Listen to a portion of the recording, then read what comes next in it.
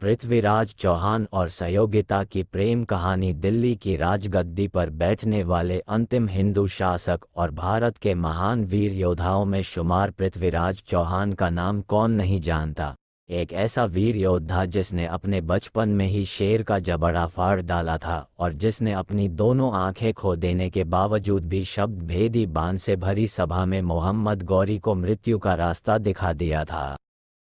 ये सभी जानते हैं कि पृथ्वीराज चौहान एक वीर योद्धा थे, लेकिन ये बहुत कम ही लोगों को पता है कि वो एक प्रेमी भी थे। वो कन्नौज के महाराज जयचंद्र की पुत्री सयोगिता से प्रेम करते थे। दोनों में प्रेम इतना था कि राजकुमारी को पाने के लिए पृथ्वीराज चौहान स्वयंवर के बीच से उनका अपहरण कर लाए थे।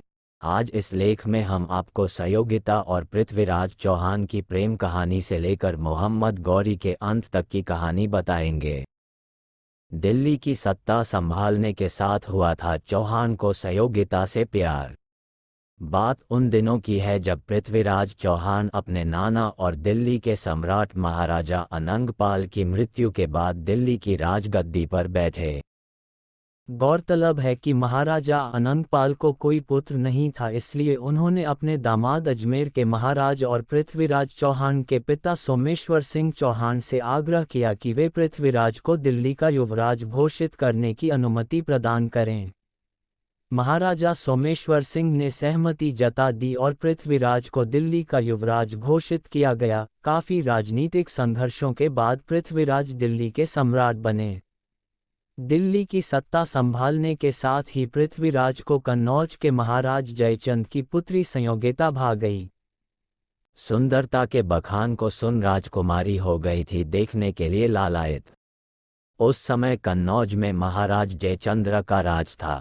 उनकी एक खूबसूरत राजकुमारी थी जिसका नाम सयोगिता था। जयचंद्र पृथ्वीराज की यश वृद्धि से ईर्ष्या का भाव रखा करते थे।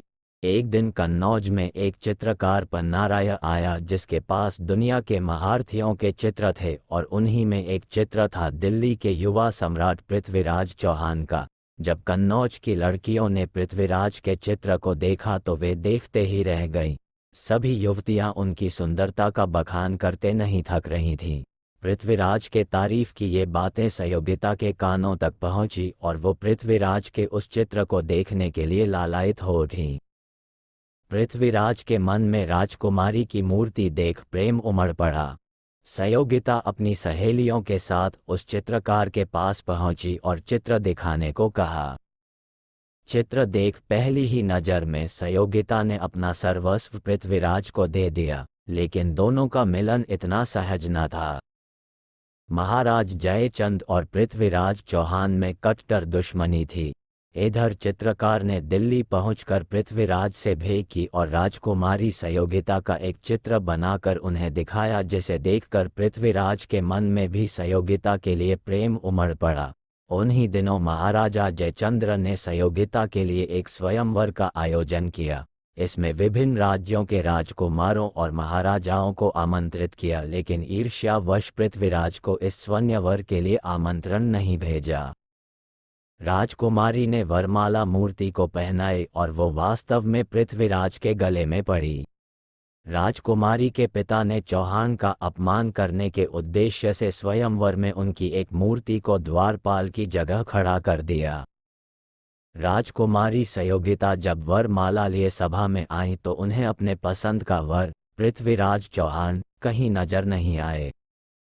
इसी समय उनकी नज़र द्वारपाल की जगह रखी पृथ्वीराज की मूर्ति पर पड़ी और उन्होंने आगे बढ़कर वरमाला उस मूर्ति के गले में डाल दी।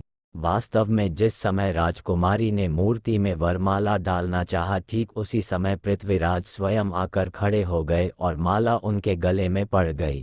सयोगिता द्वारा पृथ्वीराज के गले में वरमाला डालते देख पिता जयचंद्र आग बबूला हो गए। वह तलवार लेकर सयोगिता को मारने के लिए आगे आए, लेकिन इससे पहले कि वो सयोगिता तक पहुंचे पृथ्वीराज सयोगिता को अपने साथ लेकर वहां से निकल पड़े। प्यार के बदले में पृथ्वीराज को मिली कई यातनाएं स्वयंवर से राजकुमारी के उठाने के बाद पृथ्वीराज दिल्ली के लिए रवाना हो गए। आगे जयचंद्र ने पृथ्वीराज से बदला लेने के उद्देश्य से मोहम्मद गौरी से मित्रता की और दिल्ली पर आक्रमण कर दिया। पृथ्वीराज ने मोहम्मद गौरी को 16 बार परास्त किया, लेकिन पृथ्वीराज चौहान ने सहृदयता का परिचय देते हुए मोहम्मद गौरी को हर बार जीवित छोड़ दिया। राजा जयचंद ने गद्दारी करते हुए मोहम्मद गौरी को सैन्य मदद दी और इसी वजह से मोहम्मद गौरी की ताकत दोगुनी हो गई तथा 17वीं बार के युद्ध में पृथ्वीराज चौहान मोहम्मद गौरी से द्वारा पराजित होने पर पृथ्वीराज चौहान को मोहम्मद गौरी के सैनिकों द्वारा उन्हें बंदी बना लिया गया एवं उनकी आंखें गर्म सलाखों से जला दी गईं। इसके साथ अलग अलग तरह की यातनाएं भी दी गई। शब्दभेदी बाण से गौरी को उतारा मौत के घाट। अंततः गौरी ने पृथ्वीराज को मारने का फैसला किया। तभी महाकवि चंदरबरदाई ने मोहम्मद गौरी तक पृथ्वीराज के एक कला के बारे में बताया। चंदरबरदाई, जो कि एक कवि और खास दोस्त था पृथ्वीराज चौहान का, उन्होंने बताया कि चौहान को शब्द भेदी बाण छोड़ने की कला में महारत हासिल है। यह बात सुन मोहम्मद गौरी ने रोमांचित होकर इस कला के प्रदर्शन का आदेश दिया। प्रदर्शन के दौरान गौरी के शाबाश आरंभ करो लफज के उद्घोष के साथ ही भरी महफिल में चंदरबरदाई ने एक दोहे द्वारा पृथ्वीराज को मोहम्मद गौरी के बैठने के स्थान का संकेत दिया, जो इस प्रकार है। 4 बांस 24 गज, अंगुल अष्ट प्रमाण, ता ऊपर सुल्तान है मत चुके चौहान। तभी अचूक शब्दभेदी बाण से पृथ्वीराज ने गौरी को मार गिराया। साथ ही दुश्मनों के हाथों मरने से बचने के लिए चंदरबरदाई और पृथ्वीराज ने एक दूसरे का वध कर दिया। जब सहयोगिता को इस बात की जानकारी मिली तो वह एक वीरांगना की भांति सती हो गई। इतिहास के स्वर्ण अक्षरों में आज भी यह प्रेम कहानी अमर है।